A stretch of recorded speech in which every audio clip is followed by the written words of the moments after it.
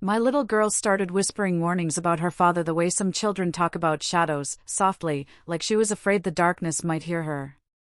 I brushed it off as imagination, the way parents sometimes do. But the night I finally followed her trembling finger, I realized she hadn't been afraid of the dark at all, she'd been afraid of what was standing in it.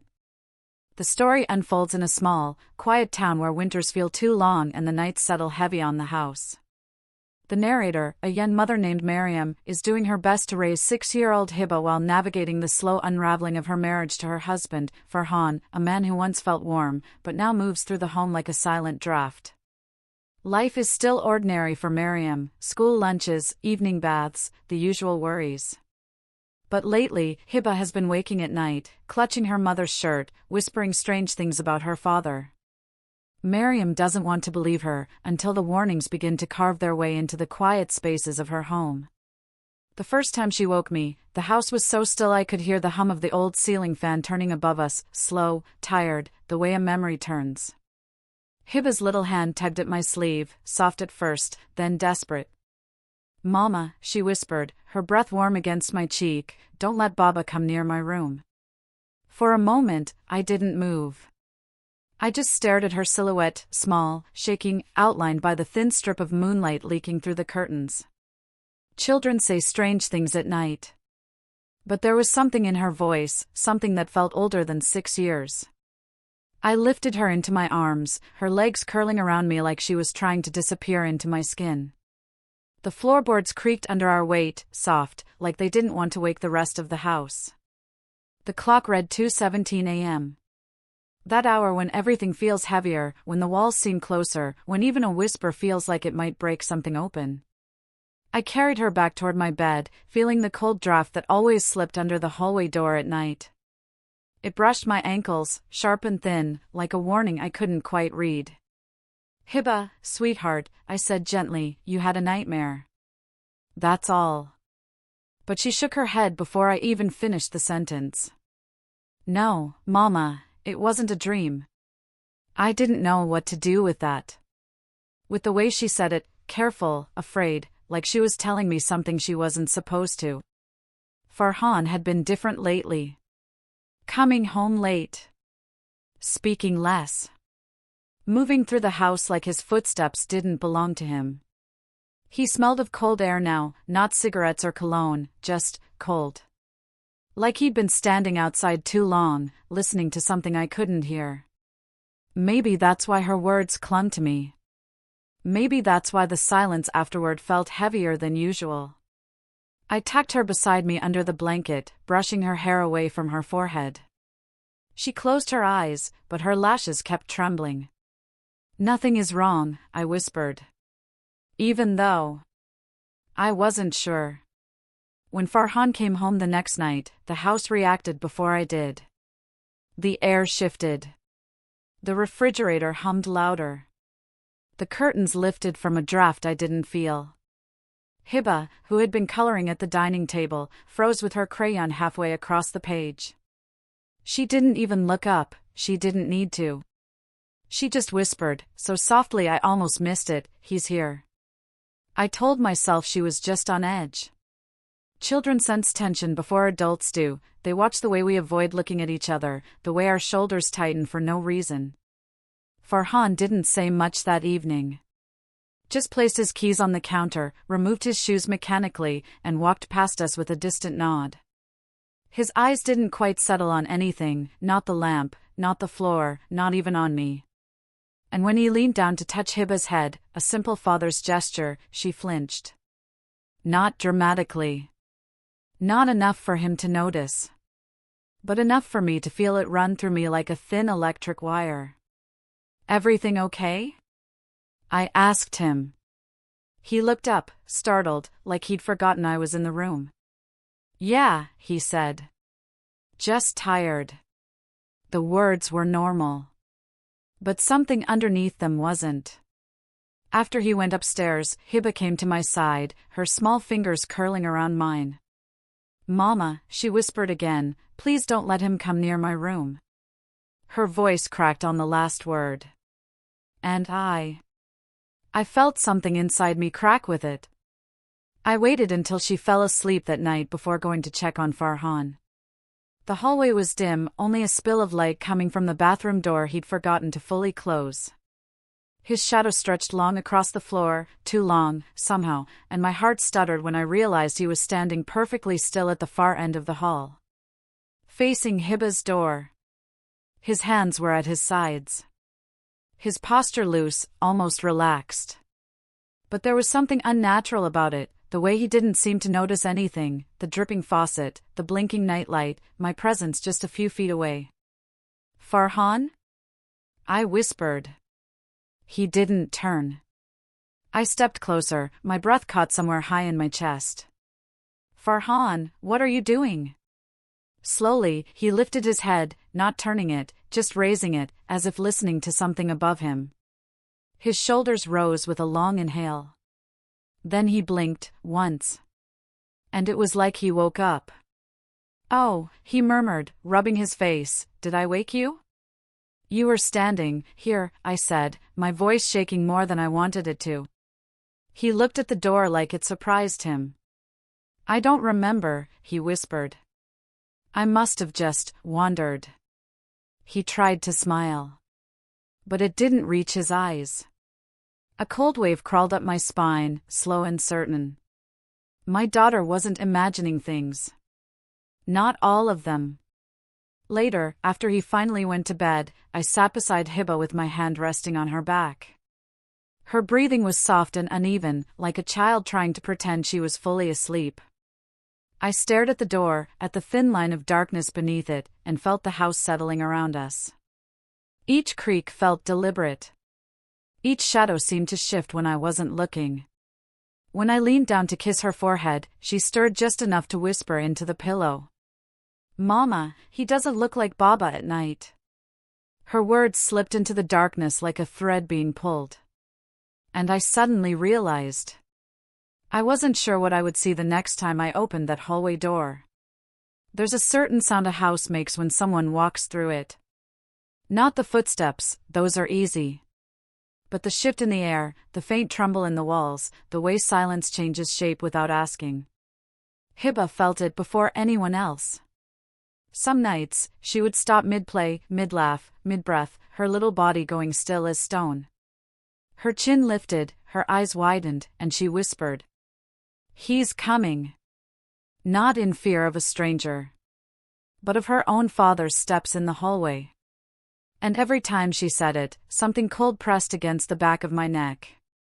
It started subtly, like most things in a house where people try not to disturb each other. A quiet dinner. A soft scraping of chairs. Farhan chewing slower than usual, thinking about something he wouldn't say. Hiba sat beside me, her small fingers tapping the rim of her plate. Tap, tap, tap. A rhythm she did only when she felt unsafe. When Farhan stood to take his plate to the sink, she froze. Not dramatically. Not enough for him to see. But enough for me to feel her whole body lean toward me, as if she wanted to slip behind my arm and disappear. Later, when he walked down the hallway to his room, his footsteps made that hollow sound, the one that travels beneath doors. The floorboards carried it like a message. They creaked softly, but with memory, like they recognized his steps and didn't like them anymore. That's when Hiba whispered, "He's coming." I tried to smile, to hush her fear, but the truth is, I didn't feel like smiling. Not with the way Farhan stood in the dark corner near the staircase earlier, staring at nothing until I called his name twice. There was something about the dark in this house now. Something I hadn't noticed before Hiba pointed it out. One afternoon, sunlight was slipping through the living room window in long, tired stripes. Hiba was on the carpet, coloring. She hummed quietly, her legs folded beneath her, the picture of a peaceful child. Then Farhan stepped into the hallway. Just the soft sound of his foot touching the floor. Hiba's crayon slipped. She didn't gasp. She didn't cry. She simply went still, like someone pressed pause on her whole body. Her eyes lifted, wide, cautious, measuring. Not looking at her father. Looking through him. as if trying to see what stood behind him. Farhan knelt beside her, a smile tugging at the corners of his mouth. "What are you drawing, Hiba?" She flinched before his hand even touched her head. He froze. So did I. "What's wrong with her?" he asked, glancing at me, not angry, but unsettled in a way he didn't know how to hide. "She's just tired," I murmured, even though I knew that wasn't true. He tried again, slower this time, his hand trembling a little. But Hiba scooted back, hugging her knees to her chest. "Did I do something?" His voice cracked. That's what hurt me, the crack, small but real.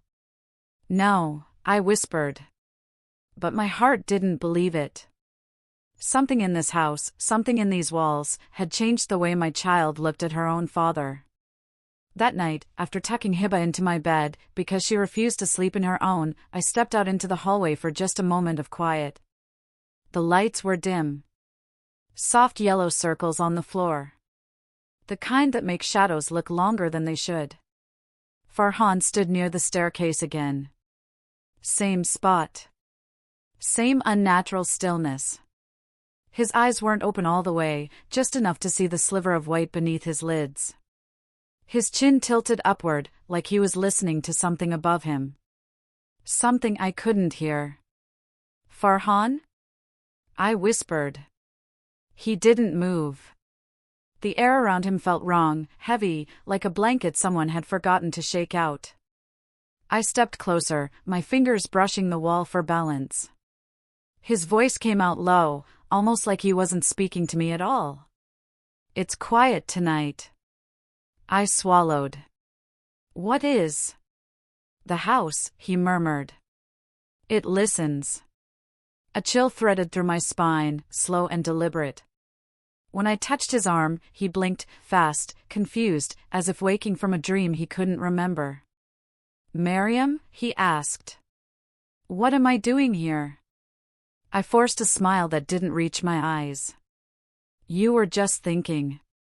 He nodded slowly, looking down the hallway, toward the room where Hiba no longer slept.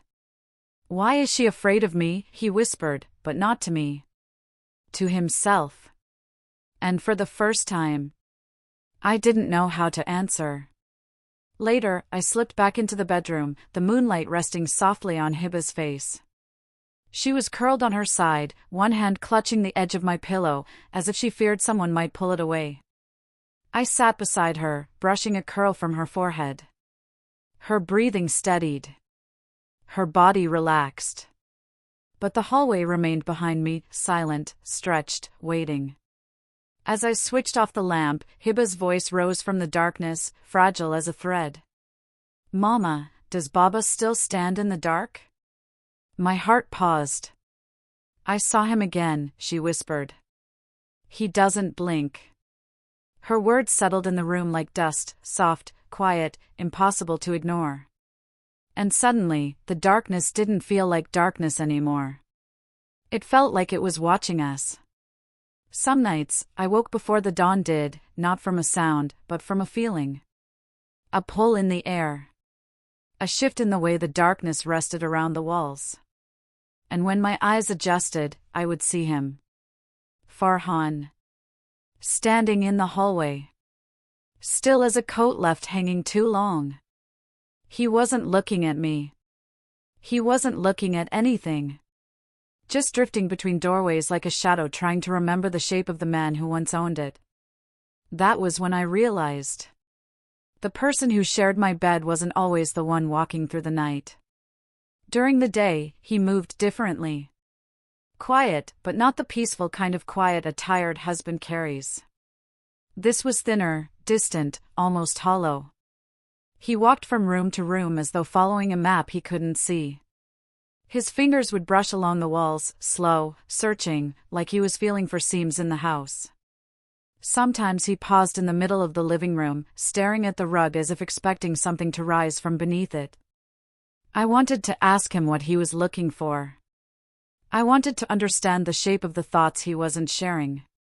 But the truth is, I wasn't sure he would know the answer. Hiba watched him the way small animals watch storms, head tilted, breath quiet, body ready to run. And every time he passed by, she tugged a little closer to my side. Once, while she colored at the table, she whispered without looking up. "Mama." Baba's eyes look tired in the daytime, but at night, they look awake. I didn't know what she meant. Not until the night I saw him sleepwalking again. Something he hadn't done since before our marriage settled into routine, before life shaped him into the man I thought I knew. Watching him wander now, barefoot, silent, felt like watching a stranger wearing his skin. It was almost 3 a.m. when I heard the old hinge at the end of the hallway moan softly. Not loud, just enough to tug me from sleep. I pushed the blanket aside and stepped out of bed, the wooden floor cool beneath my feet. The house smelled like night, that faint mix of still air and forgotten corners. Farhan stood by the window, his back turned to me, head slightly bowed. His shoulders rose and fell in slow, uneven breaths. "Farhan?" I whispered. He didn't turn. Didn't flinch. Didn't react at all. I walked closer, careful not to startle him. His lips moved. Small, broken shapes. Whispered names, one after another, names I'd never heard him say before. Arif. Sana. Rahim. Soft, breathy, lost. "Farhan," I said again, my voice trembling now. "Wake up." His head jerked slightly, but he didn't open his eyes. He drifted past me, not walking toward anything, but drifting like something unseen was tugging him forward. And when he reached Hiba's door, he stopped. Just stood there. His hand hovering near the knob. The hallway light flickered once, dimming the edges of his shadow. I swallowed hard. "Come back to bed," I whispered. He didn't move. Not for a long moment. Then, as if on cue, his arm dropped to his side and he walked away, mindless, weightless, disappearing into the dark like a thought that didn't belong to him. The next morning, he sat at the table, hands wrapped around a cup of tea that had already gone cold. Sunlight lay across his face in soft strips, but he looked untouched by it, distant, as if the light wasn't meant for him anymore. I sat across from him quietly. "Farhan," I began, "do you remember anything from last night?" He blinked slow.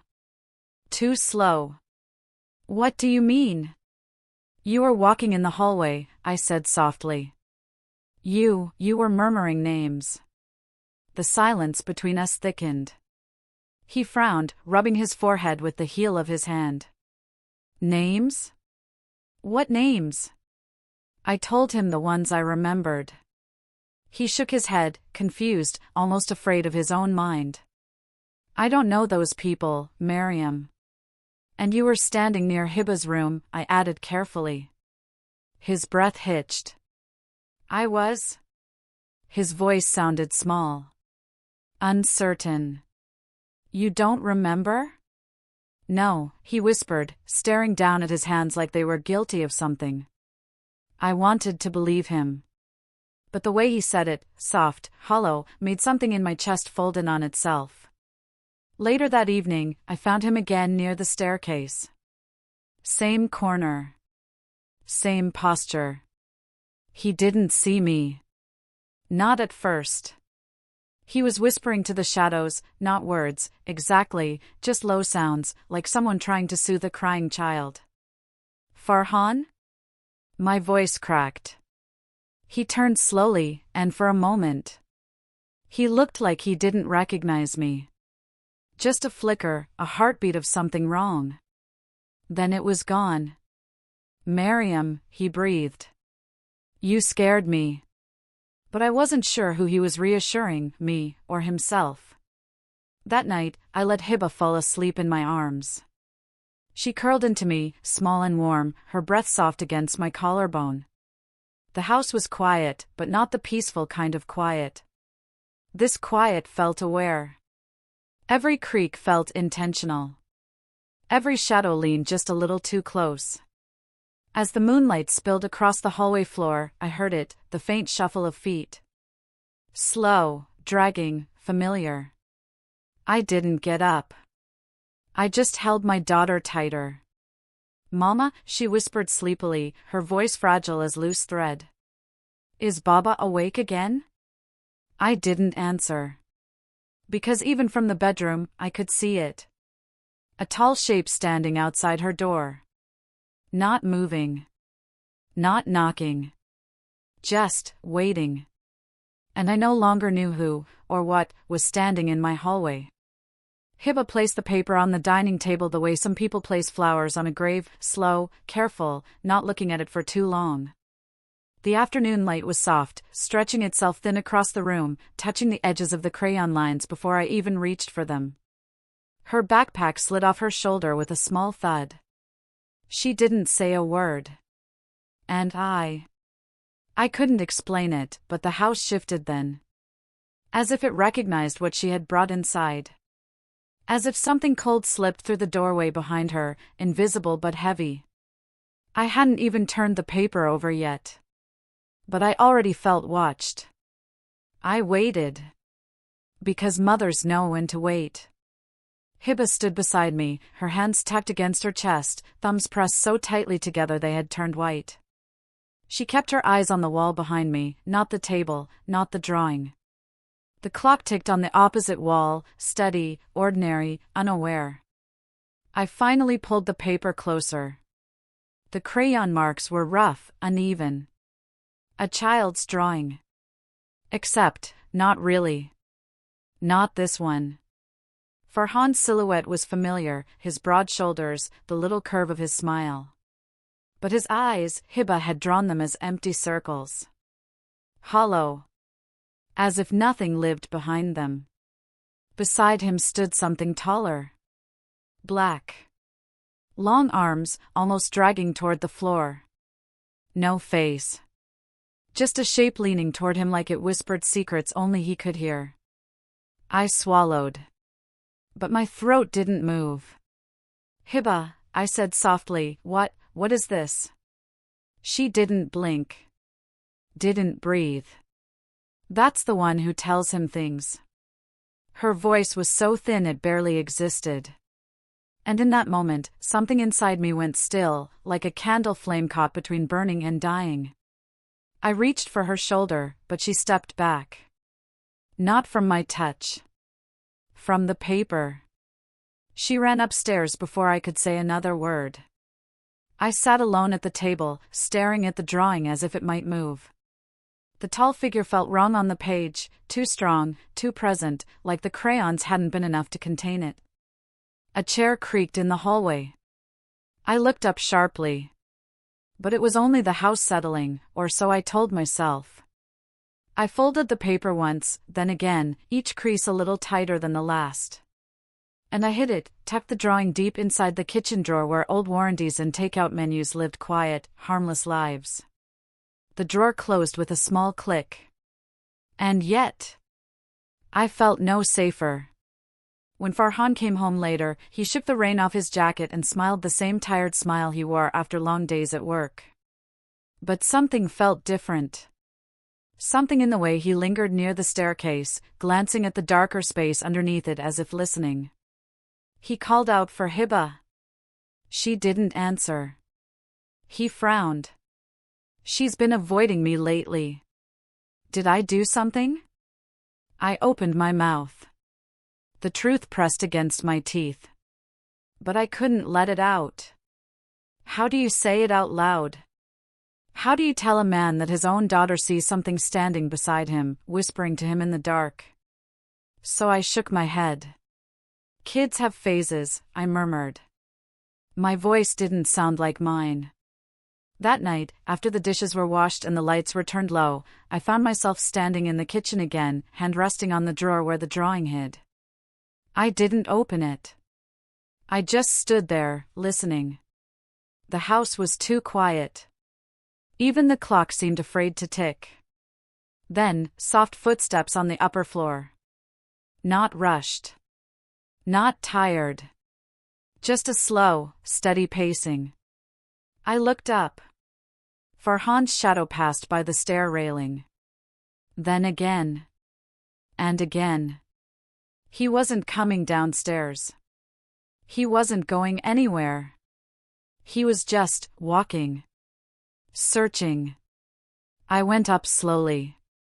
Each step felt heavier than the last. At the top of the stairs, he stood near Hiba's door, his back to me, head tilted slightly, like he was listening for something inside. His hand hovered inches from the doorknob but never touched it. Farhan? He didn't turn. Didn't move. For a moment, I thought he hadn't heard me. Then he whispered a name. A woman's name. Not mine. I felt the cold from earlier settle around me again, quiet, certain, familiar now. Farhan, I said again. What are you doing? He startled. Blinked hard. Looked around as if waking from a dream underwater. I don't remember coming here, he whispered. His hand dropped. His eyes avoided mine. And the space between us felt crowded with something I couldn't see. Later, when the house finally slept, I opened the drawer. The folded paper felt heavier than before. I smoothed it out on the counter, the tall black figure rising again beside my husband's hollow-eyed shape. The crayon strokes looked darker now, almost wet. I traced the edge of the figure with my fingertip. The line was cold. Colder than the paper should have been. I folded it again, slower this time. And as I slid it back into the drawer, I caught my reflection in the oven door. My eyes looked different, wide, searching, uncertain. Almost like I, too, was listening for something. Something standing just out of sight. Something that might already be inside the house. The first sound I heard was the scratching. Soft, deliberate, coming from the far end of the hallway where the old storage room lived. It was too faint to be nails on wood. Too slow to be the wind. I froze under the blankets, the clock glowing faintly 2:43 a.m. Then a thud. Followed by silence. And beneath that silence, a low murmur. Hiba's small hand pressed against mine, trembling. He's talking to it again, she whispered. I didn't move. The house felt heavier now, holding its breath. And I realized I had never heard Farhan's voice like this before, soft, but not for us. I pulled Hiba close, my body taut, listening.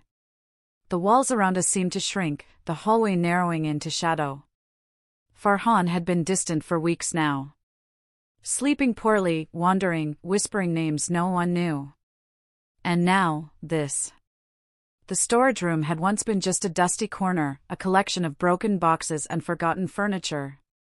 But Farhan insisted it stay locked. His tone wasn't casual, it was sharp, almost urgent. The kind of sharpness that makes you stop breathing, even in the daylight. I held my daughter's hand tighter. She pressed her face to my arm. Her hair smelled faintly of crayons and the schoolyard, but her small body shook. I tried to steady myself with ordinary things, the hum of the refrigerator downstairs, the soft creak of the floorboards beneath my feet. But the air around the locked door felt different. Thicker. Older. Like it had been waiting for something, or someone, to wake it. I whispered to Hiba. It's just the house. That's all. Nothing more. Even as I said it, my own words sounded hollow. Because the faint murmur had a cadence. Not random. Intentional. Almost alive. I rose from the bed, barefoot, each step careful, the floor cold against my soles. Hiba's hand clutched my sleeve like she was afraid I might disappear. The door loomed ahead, painted white, chipped at the edges, familiar, yet impossible now. I pressed my palm against it. It was cold. Too cold. Scratching again. Closer this time. A soft rhythm that tugged at something deep inside me. I tried the knob. Locked. As if the room had swallowed itself whole. He's in there, Hiba whispered, her voice trembling. Talking to it. I could hear movement inside now. A shift, almost like something brushing against the floor. A low, wet sound, subtle, but it made the hairs on my neck rise. I pressed my ear against the door. Murmurs, fragmented, broken syllables, drifting through the wood. Farhan's voice, low, soft, incomprehensible. And beneath it, something else, a whisper not his. Dark. Familiar. Watching. I pulled back, my heart hammering. Hiba's small fingers dug into my arm. Why does he talk to it?" she whispered. I didn't answer. I didn't know if I could. Because standing here, hearing that low murmur from the other side of the door, I felt the weight of everything Farhan had hidden, and it pressed down on me, slow, relentless, cold. I grabbed the knob again. Pushed, pulled, wiggled. The lock wouldn't budge. Then, something moved inside. A faint scrape. A shadow shifting against the door, impossible in the dark. I staggered back, hand to my mouth. Hiba trembled beside me, whispering again. He's talking to it, it's angry. Angry. The word echoed in my chest, heavier than any thud or murmur. I knew the room had never been just storage. Farhan had changed something there. Something I wasn't supposed to see. I thought of all the whispers, the sleepless nights, the empty eyes in Hiba's drawing. All the times Farhan drifted at night, talking to someone, or something, I couldn't name. And suddenly, the weight of the locked room wasn't just the wood and the dust. It was everything inside it. And everything that had begun to live in our home. I backed away, my fingertips brushing Hiba's cheek. Her eyes were wide, reflecting the faint moonlight through the window. I realized I could force the door open. I could confront whatever was inside. But some doors are not meant to be opened yet. I returned to bed, Hiba tucked close. The room was silent now, or as silent as it could be. The locked storage room waited at the end of the hallway, patient, hidden, alive. I held her against me, listening to the distant, faint hum of something I could not name. Farhan's footsteps upstairs were soft, slow, deliberate. But even in sleep, I felt his presence linger near the locked door, waiting. Hiba whispered again, almost asleep. "Mama, it's still talking." I didn't answer. I didn't dare. The house had grown colder tonight. And I understood, fully, that some shadows weren't meant to be seen yet.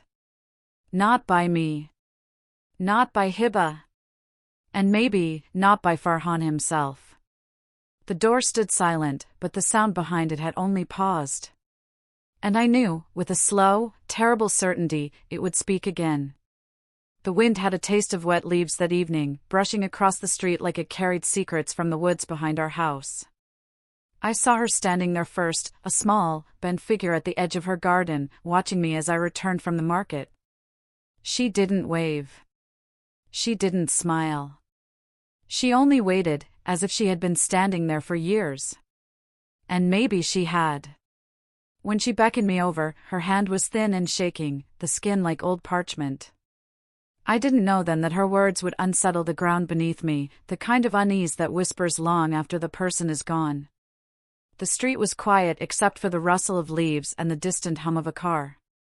Hiba was at home, curled under a blanket, her small fingers tracing shapes in the fabric. Her presence should have been comfort. Instead, the thought of Farhan, wandering and whispering at night, made my chest tighten. The woman's eyes, pale and unwavering, held a stillness I couldn't match. "Your husband," she began, slow, careful, "has he seemed different lately?" I hesitated.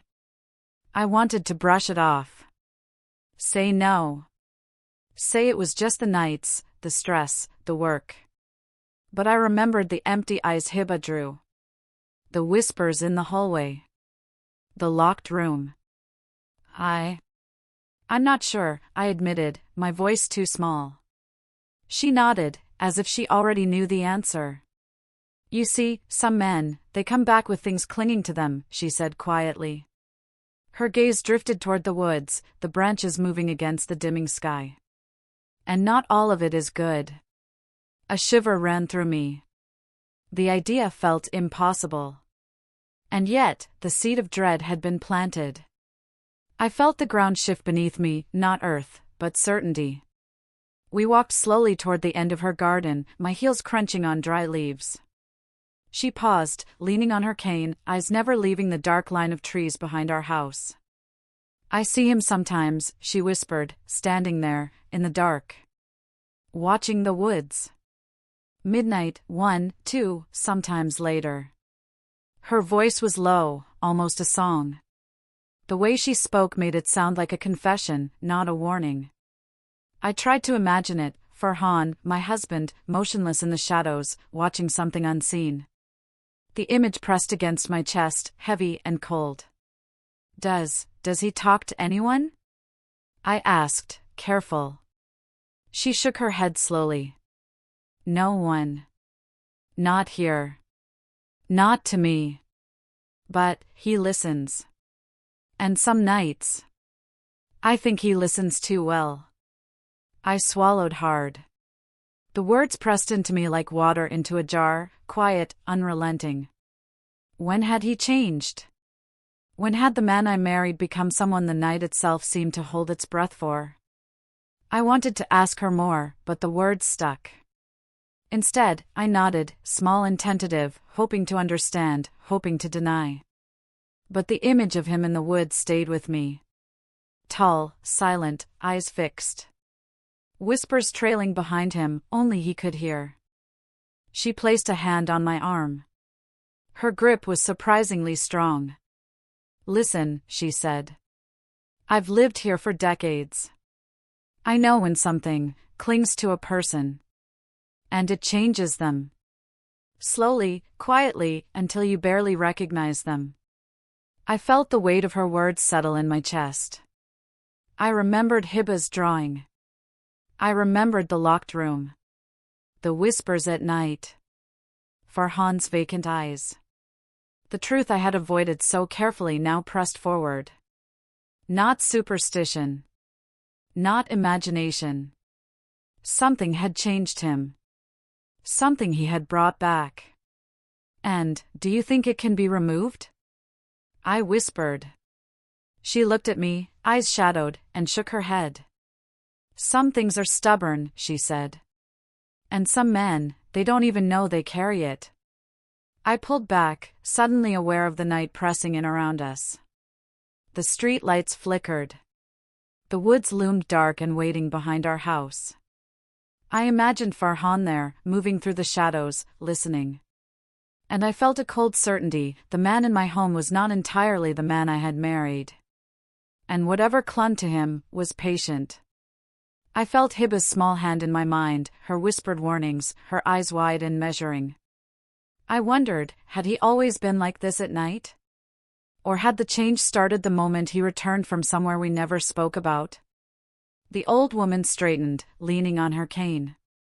I've seen enough to know, she said softly. Sometimes it takes a child to notice first.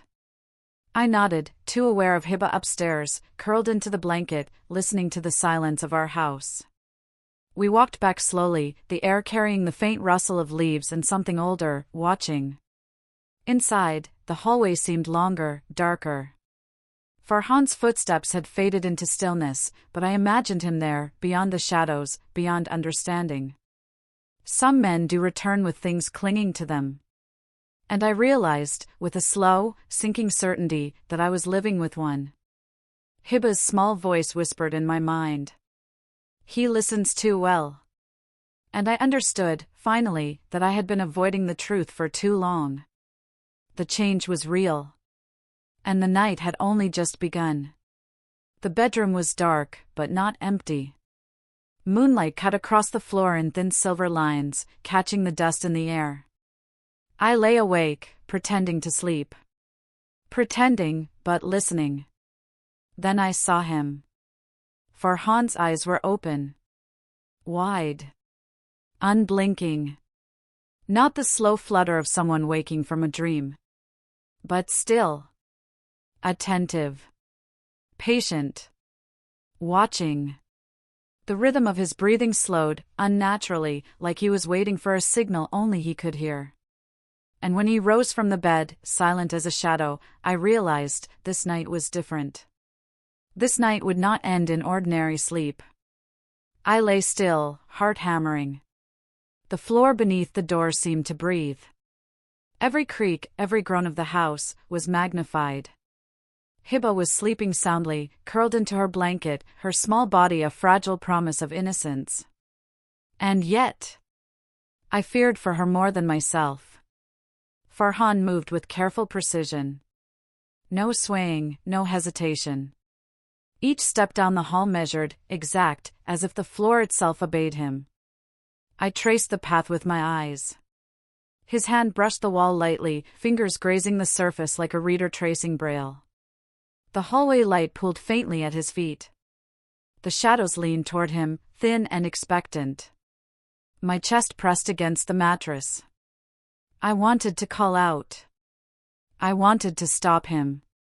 But fear held me in place.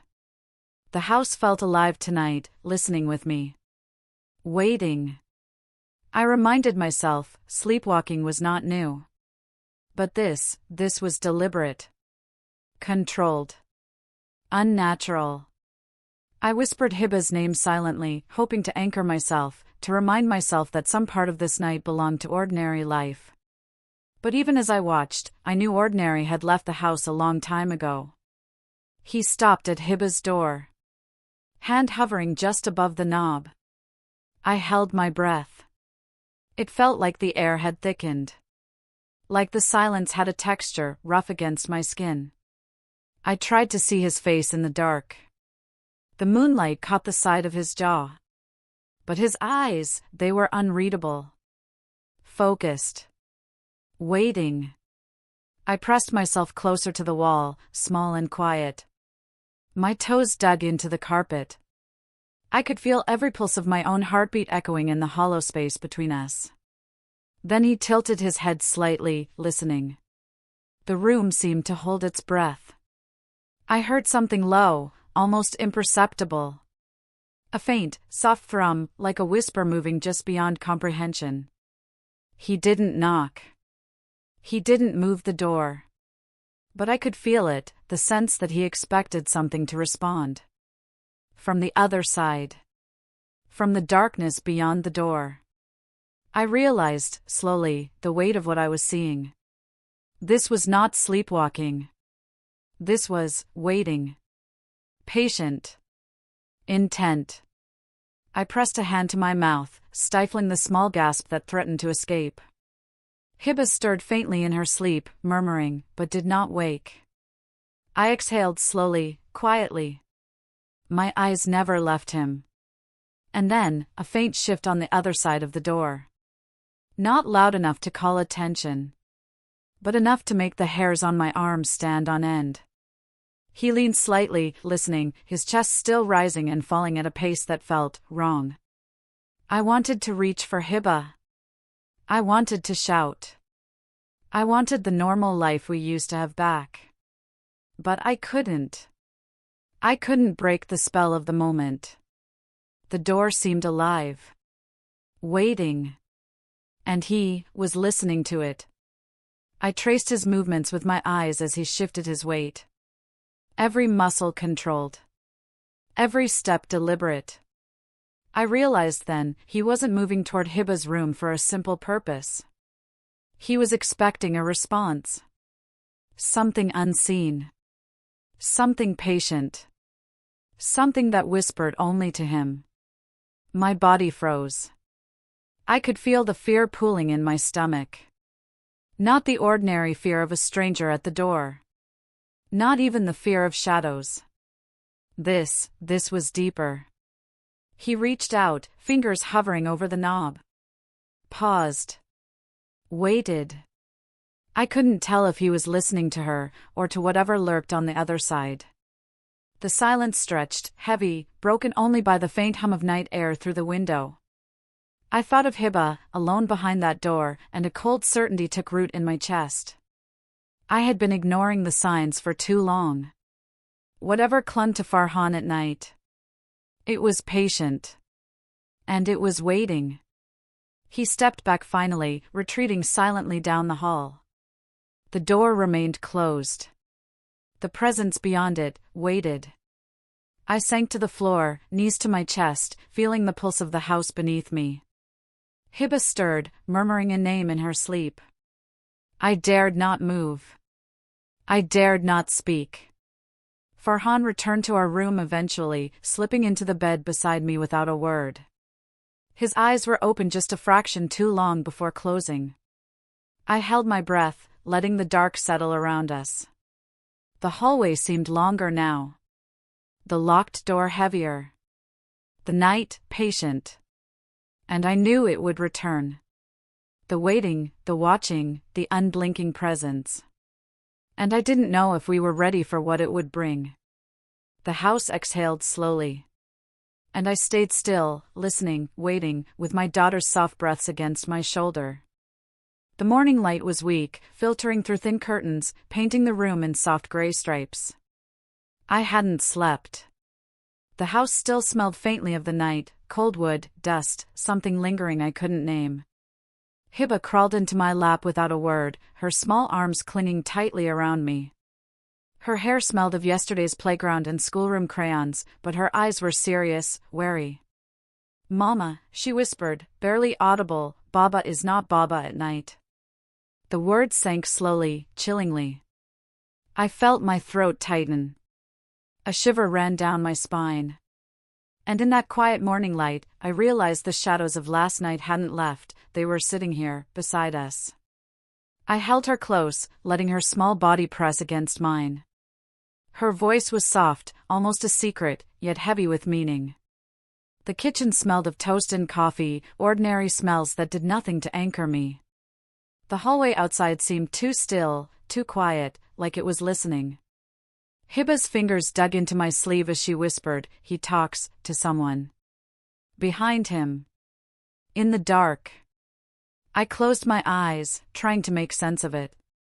The idea of Farhan standing in the hallway, talking to something I couldn't see, made my chest feel hollow. "I see it when the light flickers," she said. A pause. Her small voice trembled. "It wants me next." I pressed my lips together. Breathing slow. Heart pounding. All the signs I had tried to ignore, the locked room, the empty eyes in her drawings, the nights he didn't blink, now converged in her words. I wanted to dismiss it. Tell her it was a dream. Tell myself it was imagination. But the weight of her trust, the seriousness in her eyes, anchored me. This was no longer a phase. No longer a child's fear. Something in our home had changed. And I wasn't sure how to protect either of us. I traced her small hand with mine, feeling the tremor in her fingers. The air felt thick, heavy, as if carrying the residue of last night. "Tell me everything," I whispered, careful, measured. She leaned closer, face pressed to my chest. "He stands there, behind him. Tall. Dark. Only when the hallway light flickers." Her words fell slowly, each one punctuated by a pause that made the room feel colder. I swallowed, listening to her small breaths, trying to focus on ordinary things, the hum of the refrigerator, the soft clink of her cup on the nightstand. But my mind was crowded with images of shadows and eyes, waiting, patient. She hesitated, then whispered, almost as if saying it aloud made it real. "It wants me next." I held her tighter. Her hair brushed against my cheek, warm and familiar, a fragile tether to the ordinary world. The idea of confronting what she described, of acknowledging it, made my throat burn. The house felt smaller, pressing in around us. The hallway beyond her door seemed longer, darker, ready. I realized then that denial was no longer possible. The fear, the warnings, the drawings, they were all true in ways I had been too afraid to see. And yet, the next step, the acknowledgement, felt like stepping into a storm I wasn't prepared for. I kissed her hair, pressing my face to the top of her head, and whispered, "We'll figure it out, together." But inside, I felt the slow, creeping certainty of what we faced. Hiba looked up, eyes wide, searching mine. Mama, he's different. At night. Not the Baba I know. Her words carved through me, splitting the last of my disbelief. All the half-understood warnings, the whispers of the old neighbor, the locked room, they converged into a single, undeniable truth. I tried to steady my breathing, to ground myself with the ordinary. The way the morning sun pooled across the rug. The way her small fingers gripped mine. The way the faint smell of toast should have been comforting. But it wasn't. Not anymore. If I admitted it aloud, if I spoke the truth of what Hiba saw, then I would have to face it. All of it. I could no longer pretend he was simply tired, sleepwalking, distracted. The man who walked the hall at night, listening, standing still, was not entirely Farhan. And whatever presence followed him, whispered to him, patient and unseen, was aware. Waiting. I felt the weight settle in my chest, cold and relentless. I wanted to protect her. But I realized, protecting her meant stepping into the truth I had long avoided. I held her against me, feeling her small heartbeat. The morning light fell in slanted strips, highlighting the dust in the air. She whispered again, almost sleepily. Mama, it wants me next. I didn't answer. I didn't dare. The hallway outside her door seemed longer, darker, holding its breath. I pressed a hand over my mouth, listening to the silence, the house waiting. I knew now this was no imagination, no childish fear. The presence was real. The threat was patient. And the man I loved, the man I thought I knew, was no longer entirely him at night. I closed my eyes, holding Hiba tighter, letting the quiet press around us. The day had begun, but the shadows lingered. And I understood that the night was still watching, still waiting, and we were not yet safe. The storm hit suddenly, like the sky had ripped open. Rain pounded the roof, rolling across the windows in heavy sheets. The house groaned, the floorboards shivering beneath our feet. Then the lights went out. Darkness swallowed the hall. For a moment, silence answered the storm. And then, the door. The old storage room, the one Farhan had insisted on locking, creaked. Slowly. As if something unseen had turned the knob itself. I felt my chest tighten, hands trembling. Hiba pressed against me, small and cold. She whispered, barely audible, "It's near him again." And I realized, the night wasn't waiting anymore. It was moving. I grabbed the flashlight from the drawer, its beam cutting a narrow path through the storm-dark house. Hiba clung to my side, fingers digging into my sleeve. The hallway smelled of rain and damp wood, but beneath it, something heavier lingered, an almost imperceptible scent of something old, metallic, and cold. I hesitated at the threshold of the storage room. The door was slightly ajar. A thin crack, but enough. Inside, Farhan stood perfectly still. His hands pressed flat against the wall. He didn't move. He didn't breathe in the way humans do. I froze. The beam of the flashlight trembled in my hand. Light fell across his face. Blank. Empty. Not sleeping. Not thinking. Just present in a way that was terrifyingly absent. Hiba hid behind me, peeking out, her small voice shaking. "Mama, it's near him again." I swallowed, trying to summon a rational explanation. But my heart pounded too fast, my hands shook too hard. And in the storm-dark room, with the walls echoing with the wind, I understood, whatever lived here had made him its vessel, its host, waiting in the silence between raindrops. I stepped forward slowly, the flashlight shaking slightly as the storm rattled the windows. The floor creaked beneath my weight, and the sound seemed impossibly loud. Farhan didn't move. His head was tilted slightly, listening, aware of something invisible. I could feel Hiba trembling beside me, small and silent. Her eyes darted toward the shadows of the room, where the corners seemed to lean closer, as if watching. The beam of the flashlight caught the stacks of old boxes. They had been there for years, broken and dusty. But now, their shadows seemed deeper, like they held secrets we hadn't imagined. I whispered his name. Farhan. Nothing. I tried again. Farhan, it's me. Mariam. Still, nothing. His hands didn't move. His eyes didn't blink. The room felt alive in a way it never had before. Hiba whispered, almost to herself. It's behind him, listening. I swallowed hard. The air felt thick, heavy, almost wet with presence. I could sense it now, the thing that had been lurking, waiting. The thing that spoke only to him. And I realized, with a cold certainty, that the house was no longer ours alone. I moved closer, careful, deliberate. The beam of light cut across his face again. Empty. Absent. I reached a hand toward him, stopping just short of touching his shoulder. The hair on my arm stood on end. Then I saw it, subtle, in the corner of my vision. A flicker of darkness, shifting behind him. Not a shadow cast by light, but something that moved on its own. Hiba tugged at my sleeve. Mama, it's near him. I can feel it. My throat tightened. I wanted to step back, to retreat into the safe light of the living room. But I couldn't. Whatever had been waiting, patient, in our home, was not waiting anymore. It had found its conduit. And it was awake.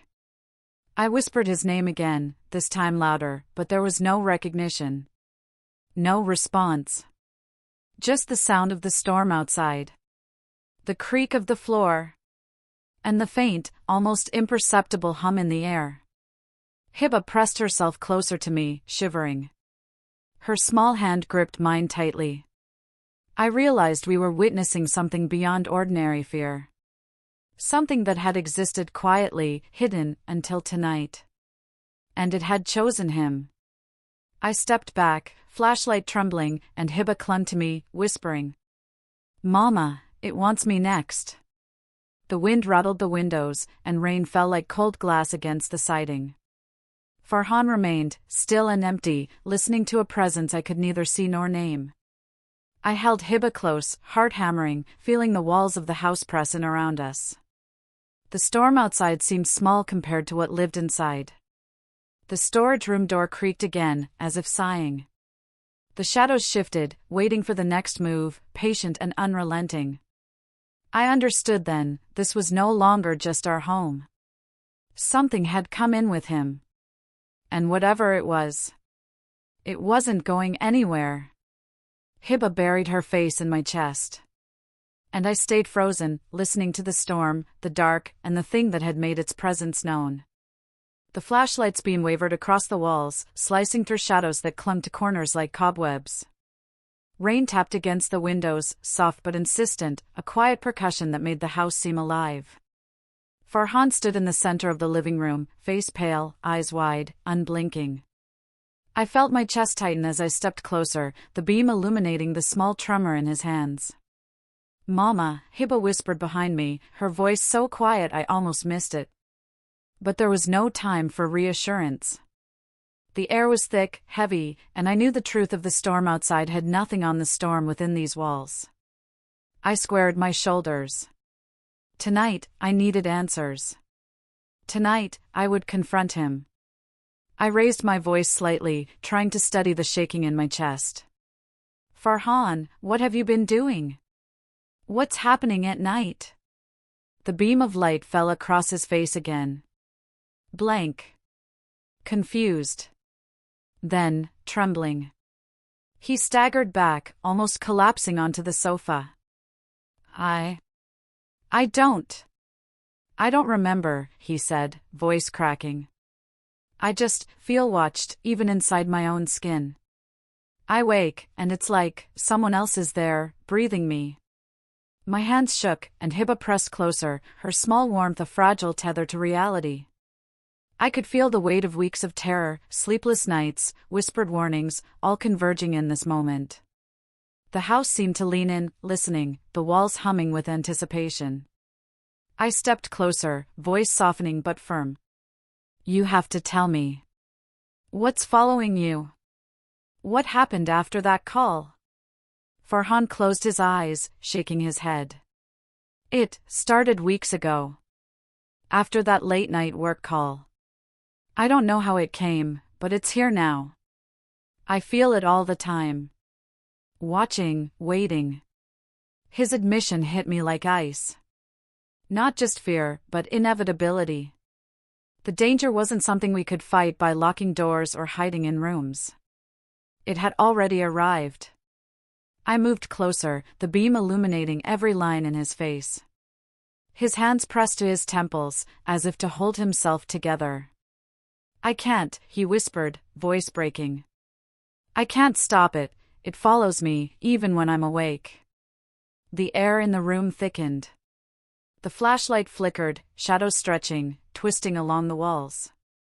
Hiba's hand slipped into mine, small and trembling. I can feel it, Mama, she said softly.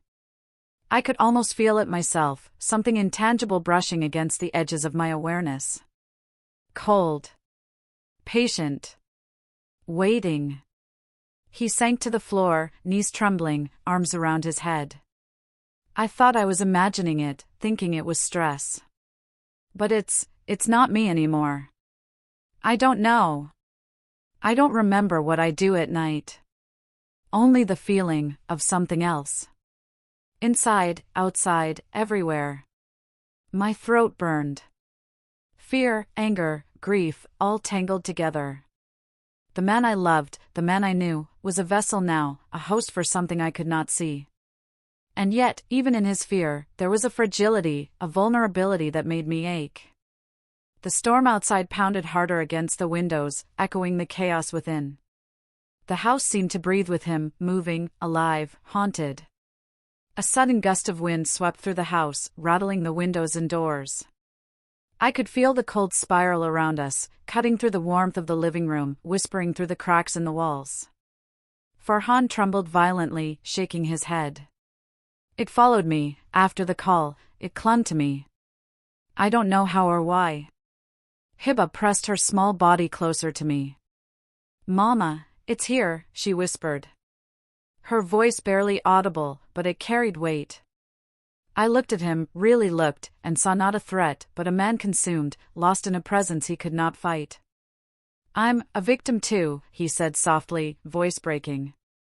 The nights, the voices. I can't control it. The room seemed to shift with him, shadows twisting along the walls. The cold gust seemed purposeful, deliberate, and my stomach dropped.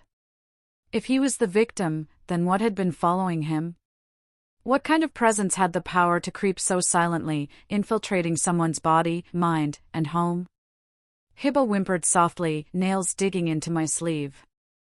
I realized the danger was no longer abstract, no longer something distant. It was here. It was inside our home. And it had chosen him first, but now, we were all within its reach. The flashlight flickered again, shadows bending toward the corners, as if waiting for my next move. I swallowed hard, the weight of helplessness settling over me. I knelt beside him, holding his trembling hands in mine. The storm outside thundered, but inside, the silence of dread was deafening.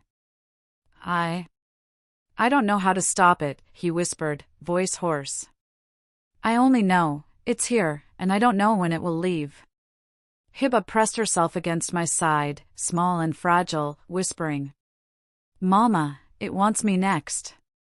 The air was thick, cold, and heavy with presence. I felt the walls close in, the shadows inching closer, patient and deliberate. I realized then the truth, this wasn't just about Farhan. Whatever had followed him, had followed all of us, quietly, patiently. I gripped Hiba's hand tighter. And I knew the confrontation had only begun. The real threat was still waiting. And tonight, the storm outside was nothing compared to the storm inside our home. The house was quiet, but the silence felt deliberate, like it was holding its breath. Rain had slowed to a soft drizzle, and the windows fogged with the chill inside. Farhan slept in the living room, curled under a blanket that seemed too small for him. I watched from the doorway, heart hammering, every instinct taut. Then I saw it. A shape, impossibly tall, dark as the absence of light, leaning over him. It moved almost like a shadow with a body, still, deliberate, waiting. I froze. And then, slowly, impossibly, it turned its head toward me. Not a flick of the neck, a full, unnatural rotation, precise, deliberate. I swallowed, and in that instant, I knew, this was the thing Hiba had seen all along. Hiba's small hand slipped into mine. She didn't speak. She didn't need to. Her wide eyes mirrored everything I was feeling. I could hear my own breathing, loud in the quiet of the room. The air felt thicker, colder, as if the walls themselves had exhaled something ancient. I thought about every warning, every whisper, every drawing Hiba had made. Everything she had tried to tell me, and how I had hesitated. Now, hesitation was no longer an option. The shadow didn't move toward me, yet the weight of it pressed down like gravity. I could feel it leaning in, a presence that didn't belong to the living, didn't belong to this world. Hiba pressed herself closer, and in that tiny body, I saw fear and trust and hope all tangled together. She had known something I had only glimpsed in nightmares. And I had to protect her. My pulse drummed in my ears. Every instinct screamed to move, to run, but my feet were rooted to the floor. The shadow's eyes, or whatever counted as eyes, were fixed on Farhan, silent, patient. And I understood, suddenly, what had been following us all along. The shadow leaned closer, its elongated form almost brushing Farhan's shoulder. I wanted to scream, to throw myself between them, but my body moved slowly, deliberately, as if rehearsed in some dream I had never lived. I knelt beside Hiba, whispering, "I'm here. I'm not leaving you." Her hand gripped mine so tightly my fingers ached. The shadow seemed to sense it, pausing for a fraction, tilting its head in something like curiosity. Farhan shifted in his sleep, murmuring incoherent words, but he didn't wake. The thing, the presence, was not violent yet, but its patience was a kind of threat I could feel through every nerve in my body. I tried to focus on Hiba's small, steady heartbeat. She had been right. All along. And the reality of it, of what had haunted our nights, the whispers, the unexplainable drawings, crashed into me. It moved with deliberate slowness, leaning just over him, whispering something I couldn't hear but could feel vibrating through the air. A shiver ran down my spine. I realized then that this was not about me. This was about her. And for the first time, fear transformed into a quiet, fierce resolve. I grabbed Hiba in one motion, pulling her close against my chest. Her small body trembled, but she didn't struggle. She trusted me in that moment. The shadow froze, as if noticing the shift, then slowly retreated, its form stretching back toward the darkness of the hallway. I could feel the chill it left behind, heavy in the air, curling around my throat and lungs. A message lingered in the cold, almost like words written in frost, "Protect her." Hiba clung to me, whispering, "Mama, it's gone, for now." I held her tighter, feeling something inside me snap, not fear, but determination. I realized then that whatever had haunted us, whatever had been patient, watching, waiting, it had never been after me. It had been after Hiba. I looked at Farhan, still asleep, unaware, untouched. The man I had feared for weeks was merely collateral, a host, a vessel. The true danger had always been her. I pressed a kiss to Hiba's hair and whispered a promise I wasn't sure I could keep. "I will never let it take you." The shadow had gone, but the echo of it lingered.